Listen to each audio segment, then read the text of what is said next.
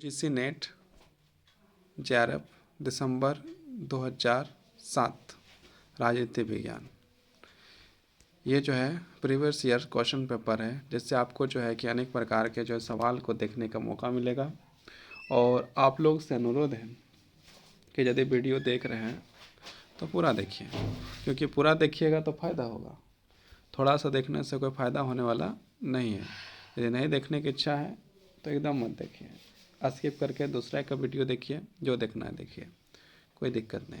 लेकिन जब देख रहे हैं तो इसको पूरा देखिए, पूरा देखने से ही लाभ जो है मिलेगा। एक बार देखिए, दोबारा देखिए, आपको ज़रूर इसका लाभ आपको परीक्षा में मिलेगा।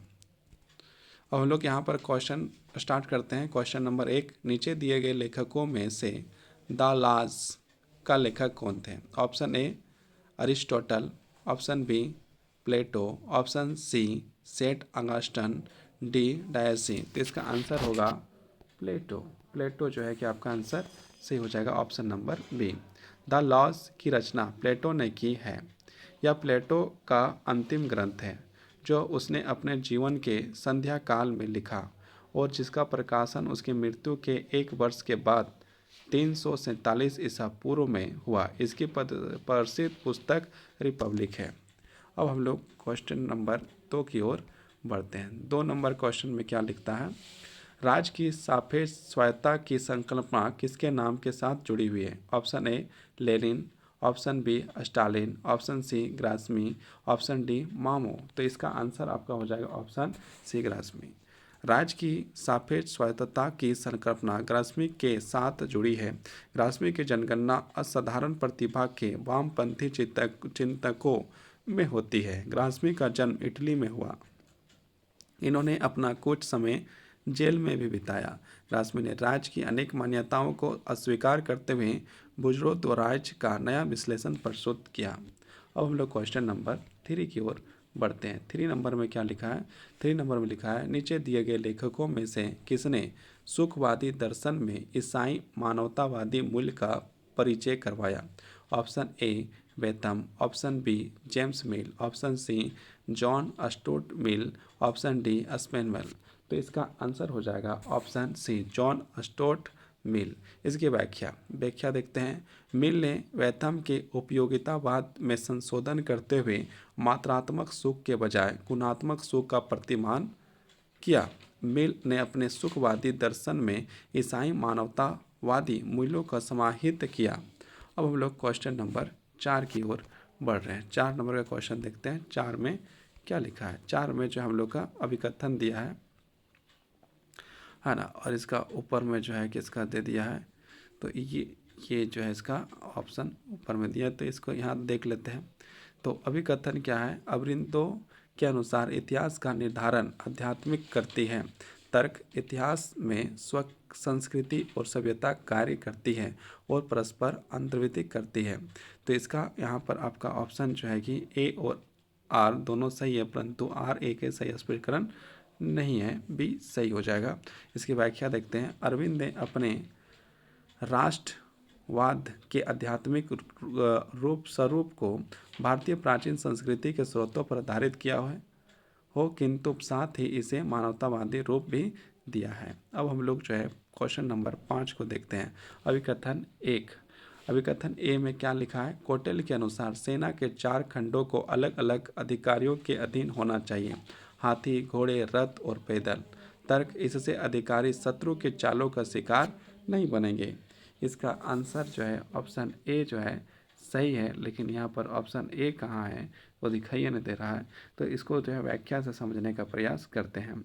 मतलब यहाँ पर इसका जो है टाइपिंग मिस्टेक है। कौटिल्य के अनुसार सेना के 4 अंग हैं, पैदल, हाथी, घोड़े और रथ। कौटिल्य के अनुसार शत्रु के विरोध युद्ध करने में राजा के पास 3 शक्तियाँ होनी चाहिए, उत्साह शक्ति, प्रवाह शक्ति और मंत्र शक्ति। अब हम लोग नेक्स्ट क्वेश्चन की ओर बढ़ते हैं। निम्नलिखित पुस्तकों का प्रकाशन कालक्रम से पहचानिए। तो यहाँ पर है लेविस्तान 2 में मार्टन पॉलिटिकल एनालिसिस, 3 में है ए थ्योरी ऑफ जस्टिस, 4 में है द करिकुलम ऑफ कंस्ट्रक्ट। तो इसका ऑप्शन के अनुसार जो है इसका आंसर आपका डी से हो जाएगा। पहले जो 1 नंबर हो जाएगा, फिर 4 हो जाएगा, फिर 2, फिर हो जाएगा 3। इसकी व्याख्या से हम लोग बढ़िया से समझने की कोशिश करेंगे। तो पहले देखिए यहाँ पर आपका जो है व्याख्या में देखते हैं, पुस्तकों का सही प्रकाशन कब हुआ था। हॉब्स जो है लेविस्थान जो है 1651 में हुआ। R.A. हेजल जो है मॉडर्न और पॉलिटिकल एनालिसिस जो है 1963 में बना था। उसके बाद the curriculum of the conveyance जो है 1962 में हुआ था। उसके बाद जॉन रॉल्स का जो है ये थ्योरी ऑफ जस्टिस जो है 1971 में हुआ था। अब हम लोग क्वेश्चन नंबर जो है कि 7 को देखते हैं। निम्नलिखित सिद्धांत व संकल्पनाओं की उत्पत्ति का सही कालक्रम पहचानिए। 1 नंबर में दिया है general will, 2 authority as federal, 3 satyagraha और 4 में है ग्राम स्वराज। तो ऑप्शन के अनुसार ए आपका जो है सही हो जाएगा। पहले 1, 3, फिर 4, फिर 2। अब इसकी जो है कि हम लोग व्याख्या के रूप में यहाँ पर आसानी से समझ सकते हैं। तो यहाँ पर देखिए संकल्पना की उत्पत्ति के कार्यक्रम निम्न प्रकार से हैं। जनरल विल रूसो, सत्याग्रह गांधी जी का, ग्राम स्वराज गांधी जी का, अथॉरिटी ऑफ फेडरल्स जो है आपका हो गया। अब हम लोग जो है कि क्वेश्चन नंबर 8 की ओर बढ़ते हैं। निम्नलिखित पुस्तकों के प्रकाशन का कालक्रम पहचानिए। यहाँ पर कालक्रम पहचाने किया गया है और इसको जो है कि यहाँ पर आपका जो है कि व्याख्या में सीधे जाते हैं और देखते हैं कि किसका कालक्रम क्या क्या है। Theory of the practice modern government 1932, हामरफायर ने। द पावर जो है कि लिखा है 1956 में, राइट्स मिल्स ने। पॉलिटिकल मैन जो 1960 है, सीमोर ने लिखा है। आर्गुमेंटेटिव पॉलिटिक्स जो है कि आपका जो अमांड पॉवेल ने जो लिखा है। अब हम लोग जो है क्वेश्चन नंबर 9 की ओर जाते हैं। नीचे दिए गए कूट का प्रयोग करते हुए सूची 1 को सूची 2 से मिलान कीजिए। तो इसको भी हम लोग सीधे व्याख्या में जाकर इसको मिलान करते हैं, है ना। व्याख्या में देखते हैं व्याख्या में क्या है ना। तो हम लोग यहाँ व्याख्या में जो है कि इसका मिलान करते हैं। तो मिलान को देखते हैं, मिलान यहाँ पर आसानी से हो जाएगा। है ना। यहाँ पर हम लोग देखते हैं, देखिए यहाँ पर सूची 1 प्लेटो है, तो इसको जो है फिलासफर किंग से मिल जाएगा। Machiavelli private and the public मेरिटिस्ट है। हीगल जो है टाइम स्पिरिट है और अरबिंदो जो है सावित्री। ये जो है आपका सही मिलान है। अब हम लोग जो है कि नेक्स्ट सूची की ओर जाते हैं। दिया गया कूट का प्रयोग करते हुए सूची 1 और सूची 2 को मिलान कीजिए। तो यहाँ पर इसका भी जो है व्याख्या में हम लोग जो है कि सीधे मिलान कर देते हैं। तो मिलान जो है कि गेट कीपर्स जो है डेविड ईस्टन, संतुष्ट सुवर और असंतुष्ट सुकरात अच्छा है। तो ये जो है J.S. मिल। संपूर्ण क्रांति जो है जयप्रकाश नारायण। एनकोडिंग और डिकोडिंग जो है डायस। ये जो है आपका सही मिलान है। अब हम लोग जो है कि नेक्स्ट क्वेश्चन 11 की ओर बढ़ते हैं। नीचे दिए गए कथनों में कौन सा ठीक है। तुलनात्मक ऑप्शन ए में लिखा है तुलनात्मक राजनीतिक शास्त्र का उपविद्या शाखा के तौर पर इसलिए पैदा हुई क्योंकि तुलनात्मक सरकार में कुछ विकृतियां आ गई हैं। बी में कहा गया तुलनात्मक राजनीति में अमेरिका में पैदा हुई क्योंकि अमेरिकन विद्वानों ने पिछली सदी में राजनीति के वैज्ञानिक अध्ययन पर जोर दिया था। इसके बाद सी में लिखा है तुलनात्मक राजनीति राजनीतिक शास्त्र में आए व्यवहारवादी आंदोलन में पैदा हुई। ऑप्शन डी में लिखा है तुलनात्मक राजनीति पिछली सदी में 50वें दशक में अस्तित्व में आया। इसका आंसर जो आपका ऑप्शन नंबर सी जो है सही हो जाएगा। तुलनात्मक राजनीति में राजनीतिक शास्त्र में आए व्यवहारवादी आंदोलन में से पैदा हुई है। अब हम लोग जो है नेक्स्ट क्वेश्चन इसकी व्याख्या करते हुए नेक्स्ट क्वेश्चन की ओर बढ़ते हैं। व्याख्या में लिखा है तुलनात्मक राजनीति की राजनीतिक शास्त्र में आए व्यवहारवादी आंदोलन से पैदा हुई। तुलनात्मक राजनीति का आधुनिक परिवेश किसी अकस्मात घटना का परिणाम नहीं है। वस्तुतः तुलनात्मक राजनीति का या नूतन स्वरूप एक लंबी और अनवरत यात्रा का परिणाम है। अब क्वेश्चन नंबर हम लोग जो है 12 की ओर बढ़ रहे हैं। निम्नलिखित में से कौन सा कथन सही है। ऑप्शन ए ब्रिटिश संवैधानिक परंपराओं में संसद और मंत्रिमंडल के लिए अलग अलग सदस्यता की आवश्यकता होती है। ऑप्शन बी पश्चिमी मंत्री स्वरूप सरकार मंत्रिमंडल की औपचारिक स्थिति पर जोर देता है। ऑप्शन सी ब्रिटिश मंत्रिमंडल एक सामूहिक संस्था के रूप में संसद के समक्ष रखे जाने वाले नीतियों के नियमन और संपूर्ण प्रशासनिक शाखा के सर्वोत्तम रूप से नियंत्रण करने वाले दिशा निर्देश की तरह से कार्य करने का उत्तरदायी है। उसके बाद डी में लिखा है ब्रिटेन के मंत्रिमंडल के सदस्य के लिए विधायिका का सदस्य होना आवश्यक नहीं है। तो इसका आंसर आपका हो जाएगा ऑप्शन नंबर सी जो है सही है। अब हम लोग क्वेश्चन इसका जो है व्याख्या देखते हैं। ब्रिटिश शासन व्यवस्था में संघीय शासन व्यवस्था पर आधारित है, इसलिए ब्रिटिश मंत्रिमंडल व्यवस्था के विकास के लिए इस धारणा को अपनाना जरूरी था कि मंत्री अपनी नीतियों एवं कार्यों के लिए सम्राट के स्थान पर संसद के प्रति उत्तरदायी होने की चाहिए। अब हम लोग जो है क्वेश्चन नंबर 13 में आ गए हैं। 13 में क्या लिखा है, नीचे लिखे वाक्यों में कौन सा वाक्य सही है। तो ए नंबर में दिया है राजनीतिक समाजीकरण एवं राजनीतिक सहभागिता की डिग्री की परीक्षिक आवश्यक नहीं है। बी में लिखा है गैर राजनीतिक अनुभव आवश्यक राजनीतिक समाजीकरण में कोई योगदान नहीं करते हैं। सी में है राजनीतिक समाजीकरण राजनीतिक व्यवस्था के प्रति विश्वास और अभिव्यक्ति की स्थापना तथा उसका विश्वास है। डी नंबर राजनीतिक समाजीकरण आधिपत्यवादी कुटुंब संरचना और मूल्यों के बीच की विभाजन रेखा की अनदेखी करता है। तो ये जो है इसका जो देखा जाए तो इसका ऑप्शन नंबर सी जो है आपका सही हो जाएगा। इसका अब हम लोग क्या करते हैं, इसका व्याख्या देखते हैं। राजनीतिक समाजीकरण उस समय आरंभ होता है जब एक बच्चा पर्यावरण में प्रवेश करता है, वह अनेक प्रकार की परिस्थितियों में संपर्क में आता है जिसके माध्यम से वह ज्ञान प्राप्त करता है। क्वेश्चन नंबर 14 अभिकथन ए आज कोई भी ऐसा समाज नहीं है जो एकल व समरूपी राजनीतिक संस्कृति का दावा कर सके।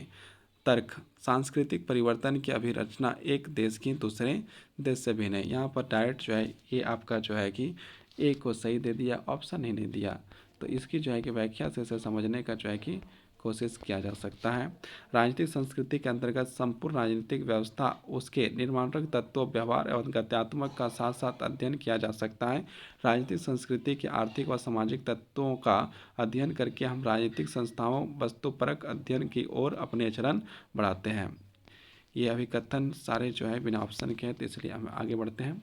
निम्नलिखित उपागमों का सही कालक्रम पहचानिए। 1 दार्शनिक उपागम, 2 व्यवहारिक उपागम, उसके बाद जो है 3 मार्क्सवाद उपागम, 4 व्यवस्था उपागम। तो इसका आंसर आपका हो जाएगा ऑप्शन नंबर डी। इसको यहाँ पर हम लोग समझने का प्रयास करते हैं व्याख्या में।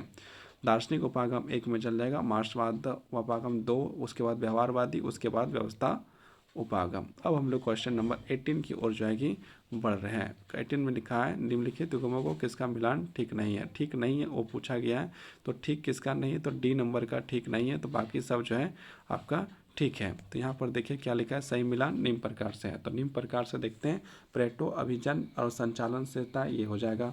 राजनीतिक समीकरण राजनीतिक संस्कृति में आगमन और प्रक्रिया से हो जाएगा। लुसिन पाई संरचनात्मक विविधीकरण हो जाएगा। तो ये आपका जो है क्वेश्चन नंबर 18 का हो गया। अब इसकी जो है कि अब हम लोग क्वेश्चन नंबर 19 की ओर जाते हैं। निम्न में से किस जोड़े का मिलान सही नहीं है। तो यहाँ पर आपको जो है मिलान दिया गया और किस में सही नहीं है इसमें बताया गया। तो यहाँ पर आपका रॉबर्ट मिशेल, हर्टिन, कार्ल जहर, लार्मन, ये इसको जो है कि सारा चीज़ दिया। तो यहाँ पर हम लोग डायरेक्ट जो है कि इसका आंसर जो है डी जो है कि आपका सही है, मतलब उसका सही मिलान नहीं। तो सही मिलान किसका यहाँ पर देखते हैं व्याख्या में। रॉबर्ट मिशेल जो है स्वतंत्र के लोक नियम में आ जाता है। हस्टिंग्स जो है आधुनिकीकरण की बहुमुखी प्रक्रिया में आ जाता है। और कार्ल राइस जो है कि रिपेस्टर में जो है आपका आ जाएगा। अब हम लोग क्वेश्चन नंबर 20 की ओर बढ़ते हैं। 20 में भी जो है कि सूची का मिलान करना है, तो डायरेक्ट हम लोग जो है सूची मिलान करने के लिए आ जाते हैं व्याख्या में। व्याख्या में देखते हैं अधिकारी तंत्र नौकरशाह जो है कानूनी एवं तार्किक अधिकरण में आ जाएगा। व्यवहारवादी जो है कि मानव स्वभाव का विश्लेषण में आ जाएगा। समान व्यवस्था जो है प्रशासनिक व्यवस्था और सामाजिक व्यवस्था की एक उपव्यवस्था में आ जाएगा। पर्यावरणीय जो है कि आपका आ जाएगा कृषि एवं उद्योग आधारित में आ जाएगा। तो ये आपका हो गया क्वेश्चन नंबर 20। अब हम लोग क्वेश्चन नंबर 21 को देखते हैं। ये भी मिलान है, तो डायरेक्ट व्याख्या में ही मिलान करते हैं। तो व्याख्या में मिलान करते हैं, तो यहाँ पर आपका जो है कि व्याख्या देखते हैं। व्याख्या में क्या दिया है, आप सूची 1 और 2 जो है बुल एच जो है विकास की प्रणाली है। उसके बाद कैपस एम जो है प्रणाली सिद्धांत में आ जाएगा। और कुक यामा जो है इतिहास की अंतम आ जाता है। कार्ल मार्क्स जो है क्रांतिकारी प्रणाली में आ जाता है। अब हम लोग जो है कि इसको जो है कि क्या करते हैं, क्वेश्चन नंबर हम लोग 22 देखते हैं। यहाँ पर पूछा गया राजनीतिक दलों का पंजीकरण डॉट डॉट डॉट के प्रावधानों के अनुसार होता है। इसका ऑप्शन ए में है संविधान की धारा 324 के अनुसार, ऑप्शन बी में दिया चुनाव आयोग के अनुसार, उसके बाद सी सरकार के परामर्श के बाद चुनाव, डी नंबर 1951 के जन प्रतिनिधि के अनुसार। तो इसका आंसर आपका जो है डी जो है कि आपका सही हो जाएगा, है ना। तो यहाँ तक हम लोग रखते हैं, उसके बाद हम लोग जो है कल अब इसके आगे हम लोग पढ़ेंगे।